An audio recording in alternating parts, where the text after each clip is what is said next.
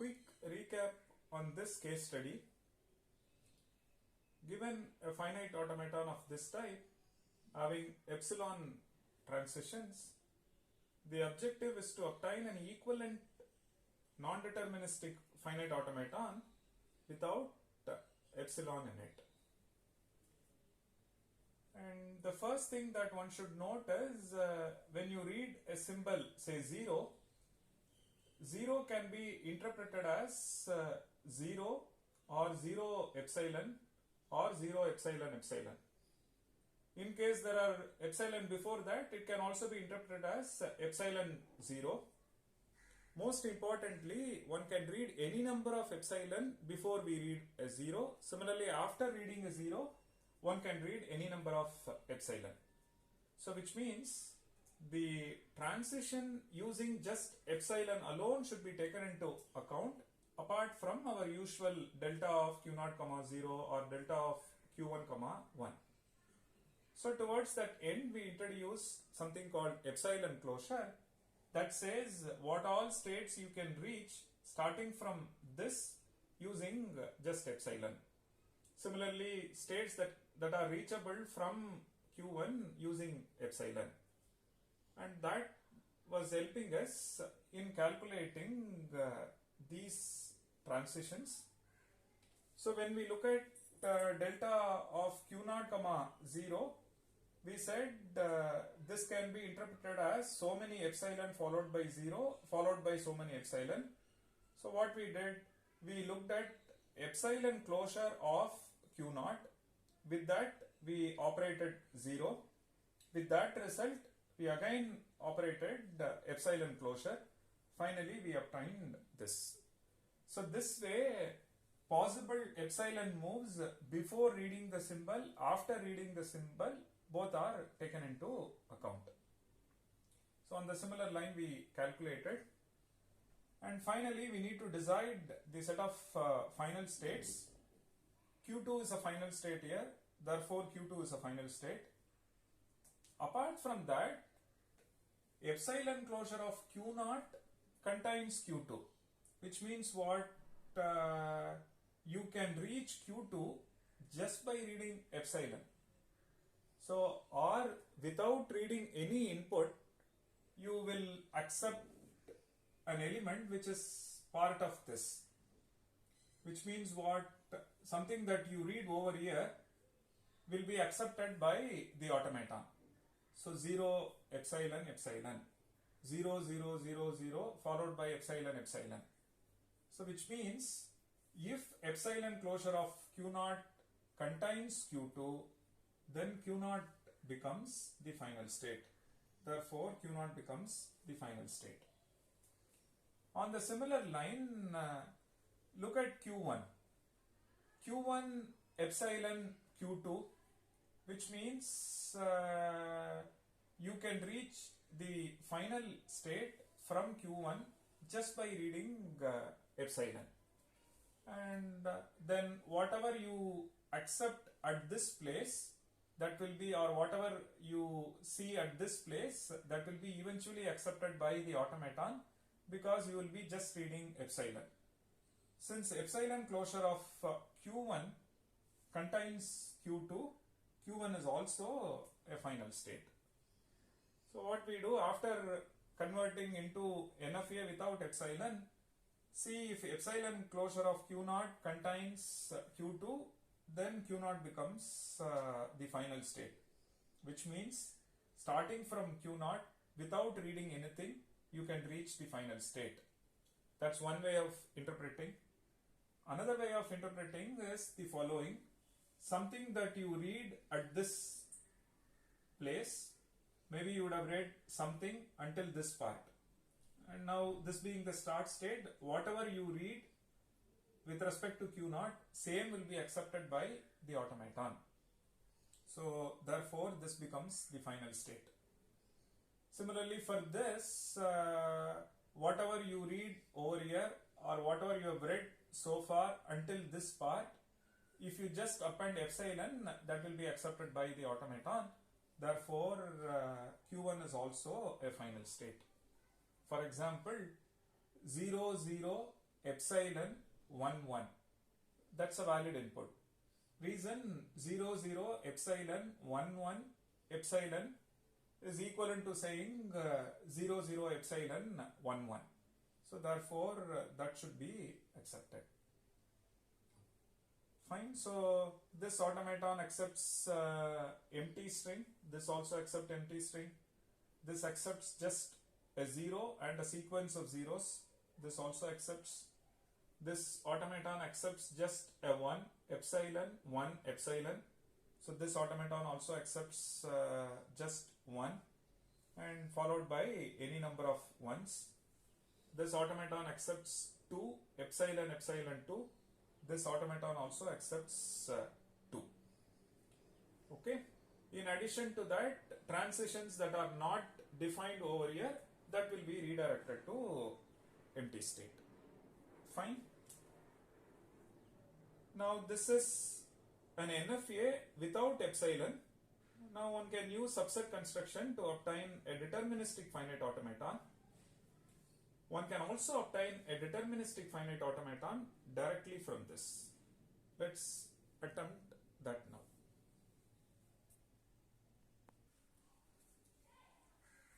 Now what we can do, we can try converting this into a DFA. One approach is NFA with epsilon to NFA without epsilon, then follow subset construction to obtain DFA. But one can also directly convert this to DFA using a separate procedure which we shall discuss now. Now if you look at DFA, each state in DFA will be a subset from this set Q0, Q1, Q2. Correct? So that's really what we do, right? When you work with NFA without epsilon to DFA using subset construction, as the name suggests, each set over here is a subset of Q0, Q1, Q2. Now how do we identify subsets as far as this example is concerned, and what should be the start subset? Okay. As always, since Q0 being the start state here, if you work with NFA without epsilon, then we will take Q0 to be the start state. But over here, because we are directly constructing DFA, our start state would be epsilon closure of Q0, because without reading any input symbol, what all states one can reach starting from Q0, that's precisely epsilon closure of Q0, that should be the start subset for the DFA corresponding to this. Because without reading this, one can reach these states, so naturally this should be the start state. Now with respect to this, let's look at the definition for delta of Q0, Q1, Q2 and operate 0. You will get some subset. For that, apply epsilon closure, because we may read an epsilon after that, because it can be seen as 0 epsilon. Something that is before, it is already taken care of. This subset itself takes care of it, but we should only take care of the epsilon after this, which is why there is a E closure over here. Now, just like the way we did before, operate 0 delta of Q0 comma 0 union delta of Q1 comma 0 union delta of Q2 comma 0.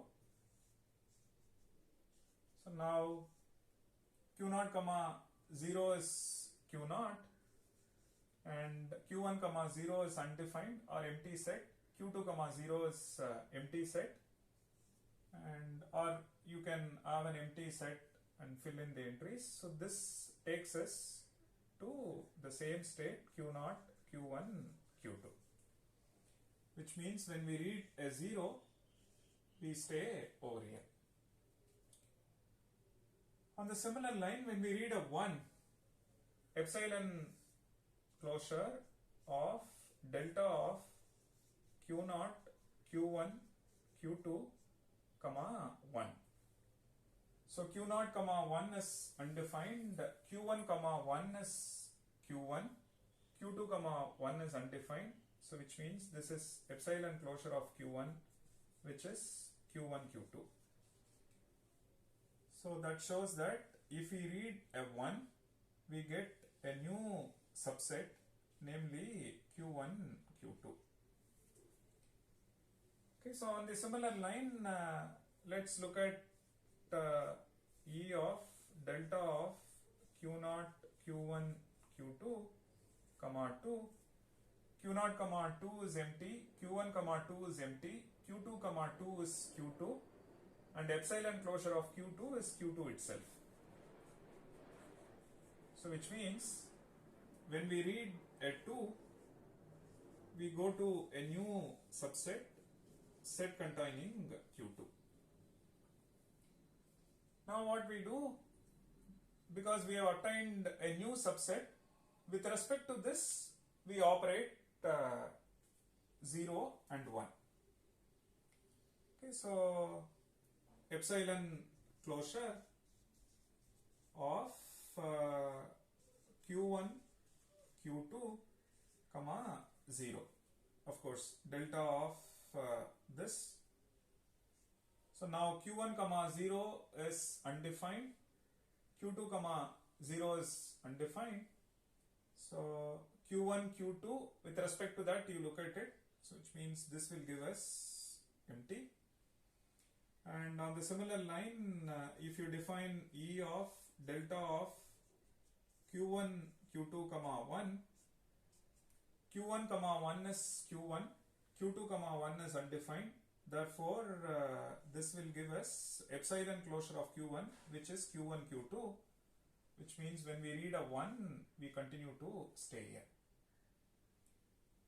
And on the similar line, if you look at epsilon closure of delta of q1, q2, comma 2, q1 comma 2 is undefined, q2 comma 2 is q2, which is epsilon closure of q2, you get this, which means when we read a 2, we come to q2. Now with respect to this, define 0.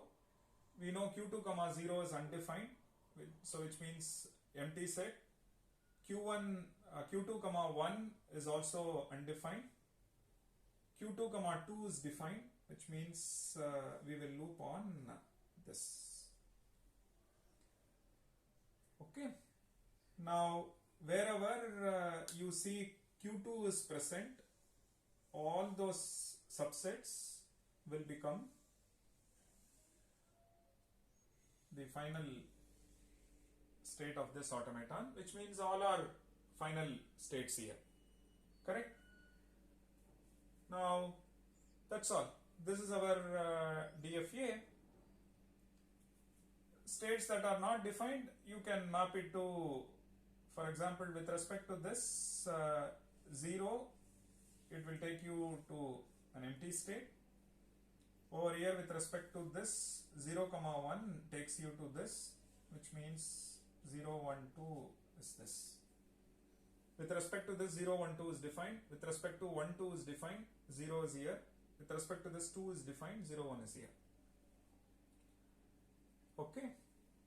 Now look at this automaton. This automaton accepts sequence of zeros, yes, sequence of zeros, followed by sequence of ones, yes, and followed by some number of 2's. You can come here and accept.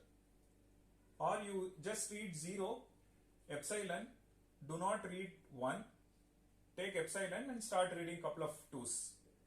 Same is possible here. You read zeros, you don't want to read 1, you read a 2 and read any number of 2's. Or you don't want to read 0 at all, you want to directly read 2's, directly come here, start reading it. You don't want to read 0 or 1, 0 or 2, just 1, then take this, start reading this. Or you want to read just 1 followed by 2's, 1, couple of more 1's, followed by 2, couple of more 2's. That's all. So one can get an equivalent DFA directly from this, again following epsilon closure method. Let me repeat. To start with, I need a set of states. What we do, we start with epsilon closure of Q naught. That would be our start state, because without reading anything, you can reach these states. So that should be our start state when it comes to DFA, because in DFA there are no epsilon. Keeping this as the start subset, we start simulating symbols from sigma 0, 1, 2. When we obtain a new subset, again with respect to that subset, we look at possible input 0, 1 and 2. So we look at if we operate 0, what all states one can go to. For that we apply epsilon closure, because after this symbol you may read a couple of epsilon. That should be taken into account, which is why epsilon closure of this result. So on the similar line, whenever you take a subset, operate with respect to a symbol, we get an output. For that output, we look at epsilon closure. If that gives a new subset, then create a new subset. If it gives the same subset, then just have a loop on it. So now we see that we obtained 3 new subsets, and there are no further subsets as far as this enumeration is concerned. So we stop the process. This is our equivalent DFA. So now this says that class of languages accepted by NFA with epsilon is same as NFA without epsilon is same as DFA. So then what is the use of non-determinism? What is the use of non-determinism with epsilon? All that is for design purpose. If you want to get an automaton in quick time, then using NFA with epsilon or without epsilon, so all this is giving you a power which will put you at ease when you start designing missions. Because often getting DFA, deterministic finite automaton, is not straightforward. And there are case studies where getting with epsilon or using non-determinism without epsilon is rather straightforward. So for such case studies, we use this additional power, but one should remember that as far as language acceptance is concerned, they are all same. One can always obtain an equivalent deterministic mission. Fine, so remember this. We shall look at one more case study. Then we will get into other ways of representing this finite automaton, and we shall start proving this equivalence formally. All that we shall establish in due course.